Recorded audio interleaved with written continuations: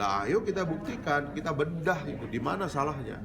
Misalnya ini yang disebut dengan tim Fatmawati itu, ya kan?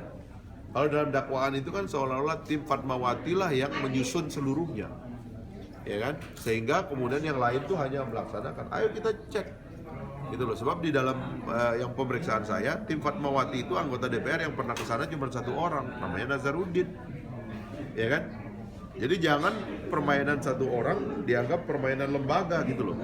Misalnya nih ya, Nazarudin main-main di luar, lalu dia dapat uang, uangnya dibagi-bagi ke orang. Yang nggak bisa dia mengatakan itu uangnya IKTP, karena orang-orang itu nggak tahu menahu.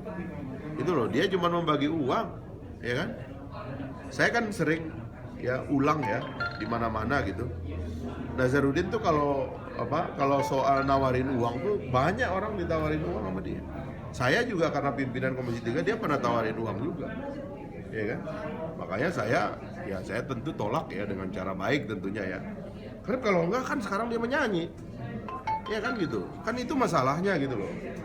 Makanya saya terus terang bikin dua konstruksi. Satu ini konstruksi moral ya dari anggota yang menganggap bahwa kita ini saling membantu bagi-bagi kayak begini itu bagaimana posisinya gitu loh. Ini yang saya bilang nanti dalam political financing.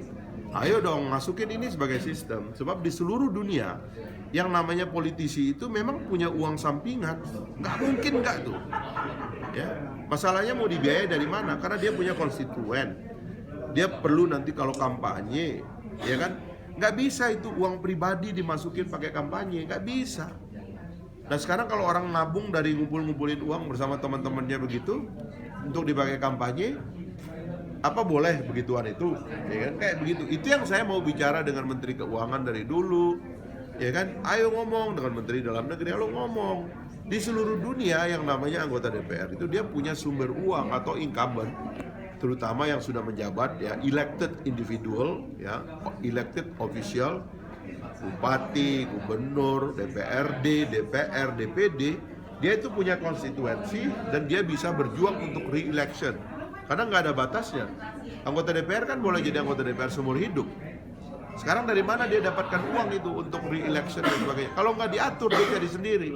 Kalau dia cari sendiri, dia cari bagaimana caranya? Nggak mungkin lah gaji dipakai untuk kampanye lagi tahun depan, mustahil lah itu. Mustahil itu bohong itu kalau ada yang bilang iya.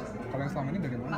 Ya itulah makanya, itu jadinya orang-orang kaya yang akhirnya kan, yang yang punya peluang re-election, yang the best brain, the best heart-nya itu akhirnya nggak masuk kan. Nah itu yang saya bilang, bikin ketentuan. Kalau saya menginginkan 100% dari biaya keuangan politik itu udahlah, suruh bayar negara. Di negara Eropa Barat begitu semuanya. Amerika sekarang nyesal karena dibayari swasta penuh, sehingga Wall Street itu menjadi lembaga yang korup ya, tempat orang-orang melobi pejabat-pejabat negara dari Wall Street itu ya. Nah sekarang kita ini soal ini gitu loh, soal bagi-bagi ini gitu loh.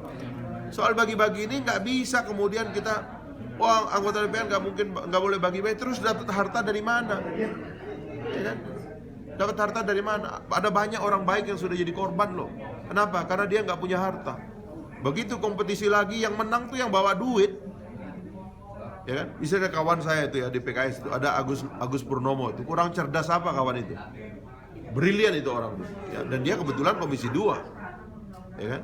Itu orang paling bersih ya, meskipun itu yang saya sebel dengan nyanyian Nazarudin ini, orang-orang baik dia sebut juga gitu loh. Tapi kan di dakwaan Agus Purnomo nggak disebut. Iya, tapi kan disebut bahwa ini adalah berjamaah, karena itu udah rusak nama dia gitu loh.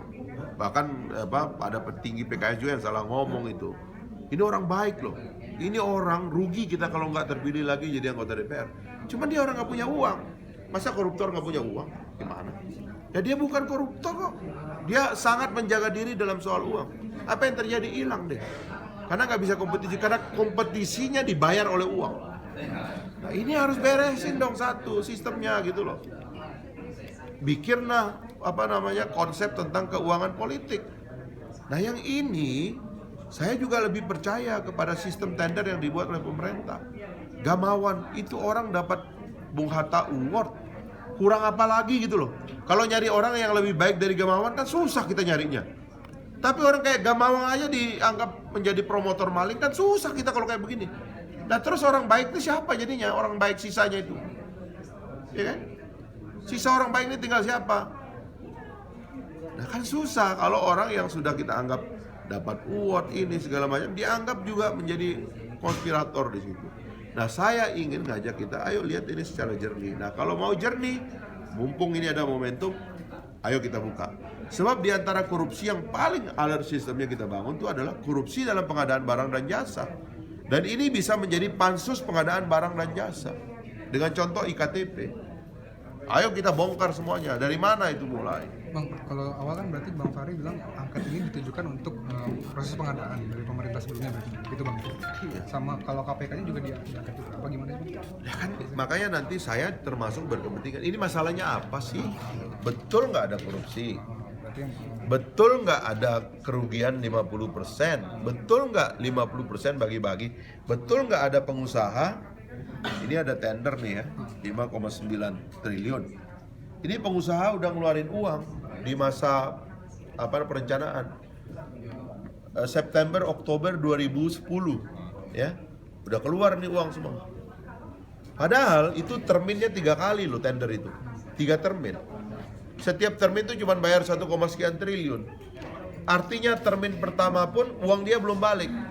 Ini pengusaha gila dari mana ini? Saya pengen tahu ini orang, bongkar ini orang. berarti dari proses itu nanti baru menunjukkan kalau memang tidak ada apa-apa, baru dipertanyakan ke KPK ini nggak ada apa-apa. Iya, nggak ada gitu ya. apa-apa. Ya itu audit BPK. Audit BPK memang mengatakan ada problem dalam adendum 9 kali kontrak. Tapi itu hanya administratif dan setiap kelalaian dari para pengusaha konsorsium dia membayar. Gitu loh. Sehingga ada potensi kerugian maksimal 24,9 miliar. Lah enggak ada itu yang kerugiannya sampai 2,3 triliun dari mana? Saya tanya kepada kawan saya pengusaha IT, mungkin nggak sih ada bisnis IT yang keuntungannya itu bisa 50%? Ini yang dibagi-bagi nih, belum keuntungan. Mustahil. Berapa keuntungan? Ya maksimal 10%. Ini kok bisa 50% bagi-bagi dari mana? Nah ini yang begini-begini nih, jangan main sulap dong, kita buka aja terang benderang. Ya, Bang, kan? kapan sih deadline? Ini kan masih wacana untuk hak angket. Ntar kapan ada? Ya kita tunggu usulan. Anggota kalau ngusul ya kita terima, kalau nggak diusul ya nggak bisa.